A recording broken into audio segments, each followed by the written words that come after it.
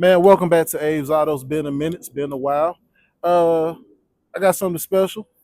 Some American Muscle, a V8 four-door. We about to go wild. We about to go crazy. And since we all in the moment, let's introduce everybody to Morgan. Hey everyone, I'm Morgan. Kind of been living here in Atlanta my whole life. Avery was nice enough to come out and check my car out. 2012 Cadillac CTS-V Supercharged V8. Kind of always wanted one. I have one now, and it's been awesome. So glad to kind of show you around everything. All right. Also, thank John Goodwin. Appreciate you. Because I forgot that Morgan was a car guy, man. We both went to college at good old KSU, Kennesaw State Go Owls. So let's get into it. Bam. So we're here with Morgan. Morgan, let's talk about it. We're starting from the front of the vehicle of your Cadillac car. So what have you done to it? Or Yeah, so I mean, not a whole lot. For the most part, it's like completely stock. When I bought it, it did have a couple aftermarket things. You can see the front lip here. That's aftermarket, but honestly, it looks good. I kept it on because I liked it. It came with an intake on it, which makes the supercharger really loud. Kind of like that too, so I kept it. all right. And then the only other kind of thing that was on the car when I got it was this rear wing, which matches the paint of the car, so it looks pretty good. But that's aftermarket as well. So, Really? yeah, I mean, but it kind of looks like that's how the car should be. So I kept it that way. So overall, not much. Now, if we're gonna just stay on that topic, the one thing I did modify Right. is under the hood. We might as well just stay at the front for now. Let's stay at the front. Kind of see everything here. Ooh. So all the engine covers are off because they kind of have to be. This is actually a supercharger lid from the ZL1 Camaro. It's a little bit revised, even though it's the same motor. It's supposed to be a little bit better for like airflow and cooling. I had to reroute the plumbing here, so this is kind of all aftermarket. You can see like some of the zip ties, and then that's the intake that came on the car. But because this thing's a lot taller, you can see the top of it had to be milled down from the shop I bought it from to clear the hood. The ZL1's hood on the Camaro is a little taller. And because of that too, none of the engine covers fit over it, but it kind of looks a little better this way. It's a little OEM plus. Was it like a logo or something here when they milled it down? I'm pretty sure it was just kind of all black, like this hammered black paint. But you can see where they kind of trimmed all the silver on top. It's just really smooth now. Okay. And the reason I had to redo the plumbing is because on the stock lid, which I can show you if you want, all of this was like coming off the back and coming down, but you see like the ports here on the front now. Yeah. So I had to get new, hoses and everything to reach around. So did it myself. It kind of sucked, but it hasn't leaked so far, so that's good. And then the only other thing under here that I added is this catch can here. This thing, spits oil out all over the place, so that thing fills up pretty quick. Definitely needed that. Other than that, though, I mean, performance-wise, other than those things, it's pretty much stock. I mean, there's a little aesthetic things here and there, but it's kind of about it. So let me ask you this about the catch can. So are you racing the car, or is it just your day to day? Does it fill up the oil? Yeah, I mean, day to day, it's my commuter to work. I mostly don't drive it that hard, but even just the regular commuting, probably sitting in traffic doesn't help. It fills up pretty quick, and I think the cold air makes it worse too. But this thing kind of when I got it was eating oil a little bit, and when I had taken that old supercharger lid off, the inside of that thing was soaked with oil too. And I think for this car, it's probably a little bit normal, but I figured when I was replacing that, I cleaned it up a little bit. I went ahead and did the can just at the same time to, try and help keep it clean.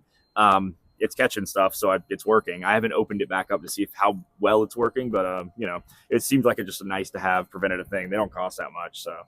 So let me ask this question. What do you think you're making numbers-wise power? Well, factory crank rating's 556, which is pretty good. This car's obviously 12 years old now, so it's probably a little less than that. To the wheels, I'm not sure. It's probably anywhere from 480, a little bit more than 480 maybe. The nice thing is, even though this car is huge and super heavy, it really doesn't feel like it. Like, obviously the power helps, but it's got that first gen GM Magneride suspension too. And it's kind of floaty. You can tell it's not super refined. But it has the ability to be put into like a stiffer sport mode, and when it's in that, honestly, when you're going around a corner, it doesn't roll a whole lot at all. So we can show you that later too. All right, and then I see you like big strut bar. I'm assuming that's factory, right? Yeah, that is factory, and it's really funny too. I can show you. it's you can tell this was a product of the times, kind of financial crisis GM craftsmanship right there. It's just a big block welded on some aluminum, and that thing is super thin. Oh yeah, I'm man. sure it does something, but whatever. All right. It's better than nothing. I don't think the covers are necessary, really. Like, not really. I mean, I don't know. I think it kind of helps keep it a little OEM looking. Oh, yeah. I kind of like the look of that, but most people pull these things off anyways. It's like, oh well, it keeps the heat in the engine bay, and that's obviously bad, and blah blah blah. But I don't know. It's my daily. I'm not looking to squeeze out that 1 extra degree of thermals under the hood because it's like pulling timing. It's right. I was trying to keep this as easy to deal with day to day as possible. So. Right.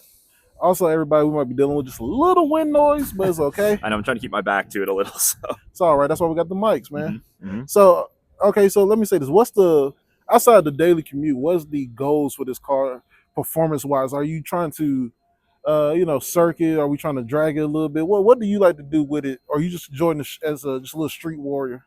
Yeah, I mean that's probably going to be it for now. I think about alternatives all the time, like if I took it to a drag strip, which would be easy. People do race these things, but you got to be a little careful with that. The differentials of these things can get hot, so you want to do like a cooler for that. I've got the auto, which is probably fine, but you never know if the transmission is going to start slipping gears and things like that. Considering kind of how old it is, and I'm sure whoever owned this before was kind of beating on it too. For my daily, it's hard to justify, really beating on it on a track or anything, but it's pretty fun on the road. Mm-hmm. It's really like a highway warrior. If you want to pass somebody, you just give it half throttle and you're gone. So, okay. I mean, right now that's probably it. I mean, I thought about, maybe throwing some lowering springs on it, just give it a little bit more of an aesthetic look. I thought about doing the pulley, the tune, which, those two things alone would crank you up like, 70 wheel horsepower easily. Not that it needs it, but it kind of comes down to how much effort I want to put into it and how much money I want to put into it, because it's a GM, it's an LS, like it's not complicated on paper, but parts can be expensive just because of how tight that engine bay is. Working on it is a hassle. There's just a lot going on, and all the parts are just big and beefy. So, I think it's going to be one of those things where if I come up with something that I want to do, then I'll do it. But right now, just driving to work every day and hitting the highway for fun, it's kind of just doing what it's supposed to do, right? So. Okay. I see you got the hat too. I just noticed that. Oh, this was a birthday present last year, actually. I was like, I have to put it on if we're doing a video. Might as well just do the whole 9 yards, right? Right. So let's go ahead and slide down to the wheels real quick. Yeah, sure. I mean, I'm assuming the wheels are also stock.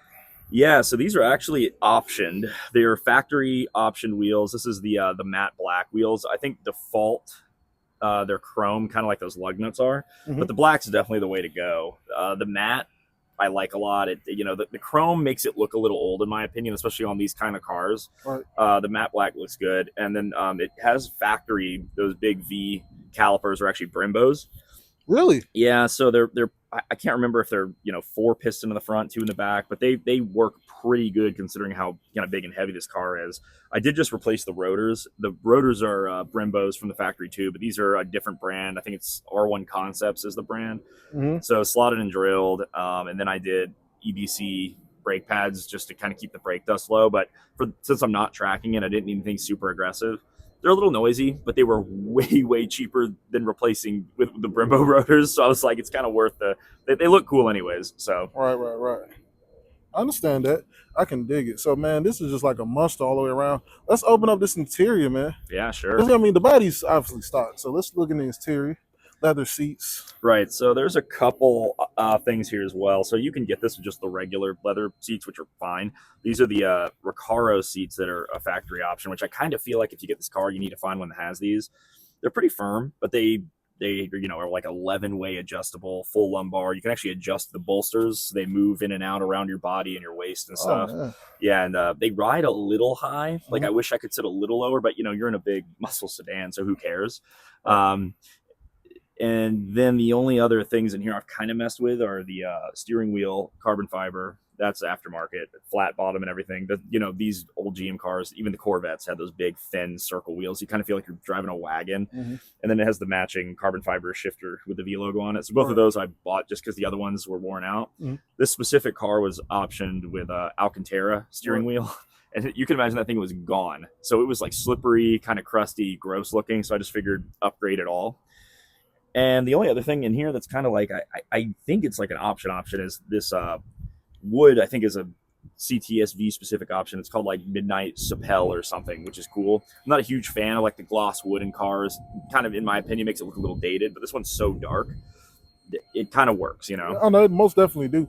I'm gonna say this like that, the it gives you like a older feel, which still represents that Cadillac. So when you think Caddies, you think sometimes the older cars. I don't think this does not come to mind at all for me personally.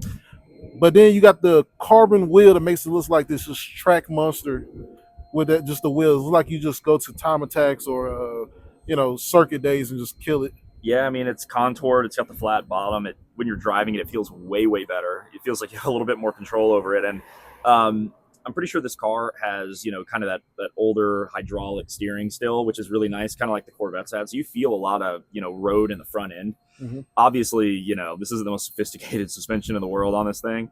But I haven't really been able to push this car to a point where I feel like I'm going to lose, the front end. Obviously, you can lose the back pretty fast with the gas pedal. But I am surprised how hard I can take a turn in this without things starting to get a little sketchy. So, okay. So is this all-wheel drive or rear-wheel drive? It's all in the back. Yeah, really? Yeah, it's all that power is going straight to the back. And when it's a little cold out here like this, or it's a little wet, you do have to be careful when you're just driving this thing normally in like all the default settings.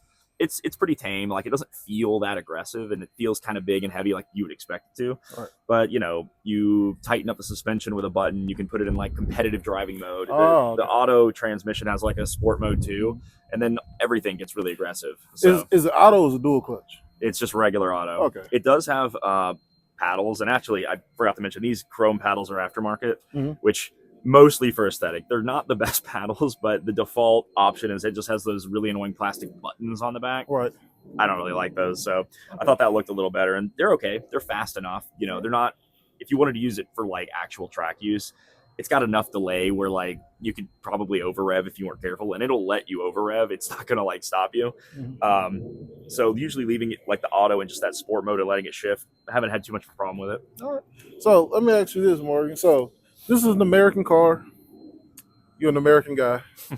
But if we look in the background in your shop, all your banners are Japanese or, Yeah, I think European. Red Bull's technically British or something, European, yeah. I mean, most of those I bought just to kind of give it a little bit of diversity. I've been kind of stuck getting American cars, American muscle cars. I had a C6 Grand Sport Corvette before this. I had like two Mustangs, a 5.0 and a V6. But I also, the car I had right before this was a BMW 440i. I had a Kia Optima at some point when I kind of go back and forth. So I'm generally just a regular car guy. I don't have like a super, super specific niche. But that being said, there is the Cobra flag in the back. Okay. Make sure you, I've got everything covered. But I'm not a hater on anything really. All right, man, we gotta go take this for a ride. Oh, absolutely. Let's go get it. Yeah. All right. Man, so we're in Morgan's car. We're just scrapes. That thing in the front's cheap, so I'm not worried about it. I'm just holding my stand. So this is you missed like 5 minutes, everybody, of this car just ripping. This V8 claws the road, and I think honestly this is my first V8 car being in with this much power. Honestly, like Morgan, like every day, this was your every day. Yeah, and I mean, right now it's kind of in the softest suspension setting. The exhaust is closed. Everything's kind of normal and it's quiet. It's you probably notice the suspension's pretty soft, like it's comfortable, and you just drive like a normal car. It's pretty much just a normal CTS if you drive it that way. The good thing is you can just hit like 3-4 buttons and it's just a Corvette all of a sudden. That's kind of why I wanted it. That way I could drive it to work, and then on the weekends you just drive the same car, on the highway for fun. So kind of prevented me from needing two different cars, and also it's kind of cool. It's like the ultimate sleeper. Right. Like, oh no, no one is expecting this car to hunt you down the way it can. And I've been in, I think it was an M4 BMW. Go check out that video, by the way. But it's a monster. Like that Supercharger, also that whine to it is, I call it a masterpiece. I love the sound. Yeah, so getting back on here, we can, can change everything kind of back to how we had it a second ago. Oh yeah, I'm down. Yeah, and like the good thing is like the exhaust is they wired it up on the switch in the center console, which is kind of annoying. I have to open the center console to hold it until it's open all the way. It takes it a second, but even when you're in the car with the exhaust open, it's not that bad. You don't really notice it's loud until you kind of get back on the gas, and it's it doesn't ever really seem that bad when you're driving, but I've heard from some friends driving behind me that if you're back there, it is blistering and deafening. So, all right, and hopefully, what's that, Doraville? Doraville PD, leave us alone. well, I'm not doing anything wrong. Nah. Also, Morgan's girlfriend in the back. You want to say hey? So, Morgan says she's used to being in this very fast car. Yeah, this is easy for her. So, had me to the back of my seat. There's no handle right here to grab onto, so my hand's just on the roof. Man, it's quick. I never used this phrase before. It claws the road. It's straight torque. Honestly, if this car was all-wheel drive, it'd be even crazier. Yeah, I mean, the good thing about it being kind of big and heavy is it kind of controls itself well. I mean, again, if it's kind of cold, the tires are cold, you're being a little bit of an idiot. The back end can get away from you pretty fast. But, you know, it's just so big and heavy that on a normal, just kind of pull on the highway or whatever you're doing, you don't really have issues or the tires hopping or, you know, things getting away from you. It's weird how easy it is to drive. Right. I understand that. Yeah, and again, right now, like, even in everything, exhaust open, aggressive settings, like stiff suspension, yeah, it's noisier, but you don't really, I'm just driving it like a normal car. It's not deafening in here. It's not too stiff. I mean, obviously it's not going to be. But, you know, the paddles, they're fast enough. You can just hit them and it switches to them. You can kind of, it'll hold a gear, which is nice. Like, it won't auto shift for you. You can kind of just sit where you want. And with the exhaust open, it burbles enough. It's, you know, I like it. Some people don't like it, but I do.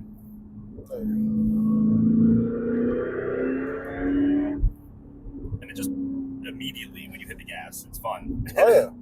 You don't even need to go fast in this car. No. Getting to the speed limit's fun by itself. So. Oh yeah. Like, the car has me scared of everybody.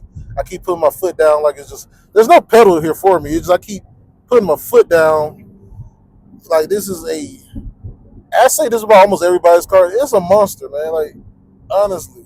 Yeah, and it really just does what you want, which, you know, when you're driving it, it feels big. It feels a little like, oh, I probably shouldn't take this turn too hard. But, like, honestly, I'm surprised how good it does everything. You know, I'm not on, you know, competition tires. They're not super sticky. These are, you know, they're all seasons, and it just does have more grip than it should. And, you know, there's a good turn up here, kind of going back onto my main street. We don't even need to go that fast, but you'll probably just feel with the suspension in the, you know, stiffer sport setting, like, you'll feel how much more planted it is. Like, it's weird. It is a very smooth ride. I say to all the dads who want to get something fun, ooh.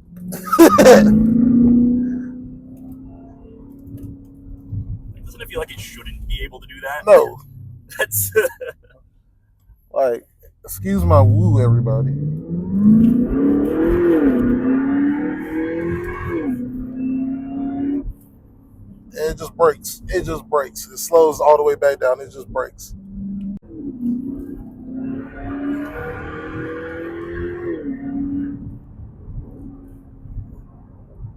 I love it. I need an LS. It don't matter which one. It could be 1, 2, 3, 4, 5, 6, 7, 8, 9, 10. Just I need an LS now. Like, I need a V8 in my life. Yeah, it speaks for itself. That's pretty much what this car is for. That's pretty much it. So, man, all these bald eagles. Oh man.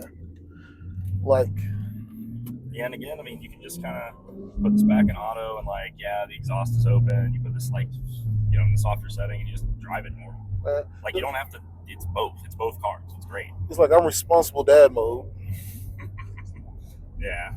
You know, It's not very suspecting, but that's what makes it cool. Oh no, this is awesome. It's like a Batmobile. It's like a tanky Batmobile, basically. Like, Oh, for sure. And I think, you got to get this car in like black. got to.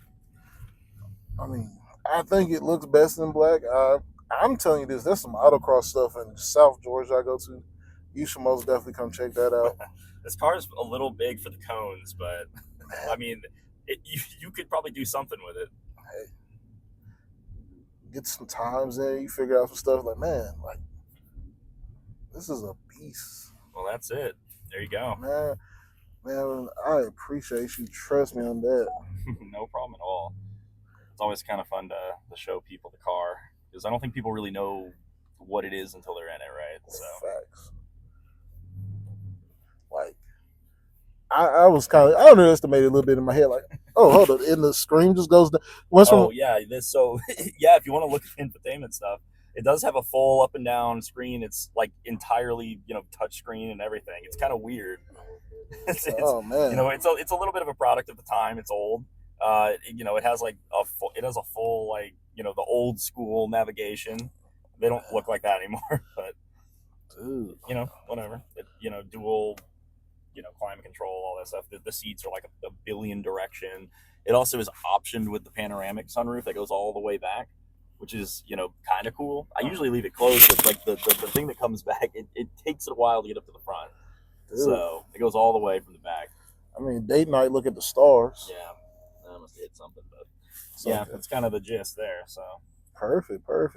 Well, man, that was crazy. I had a good time. It's a great day.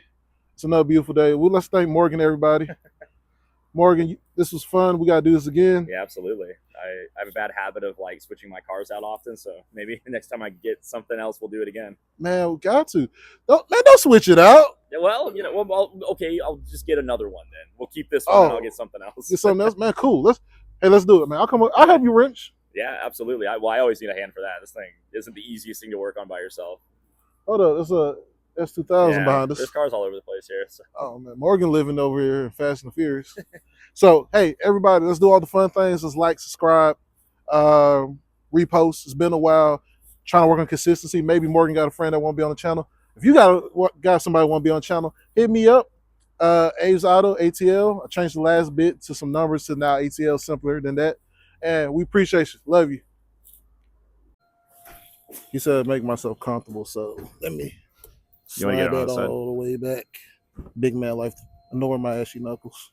And when I start the car, the seat will go up. Hold up. Oof. Tap my feet.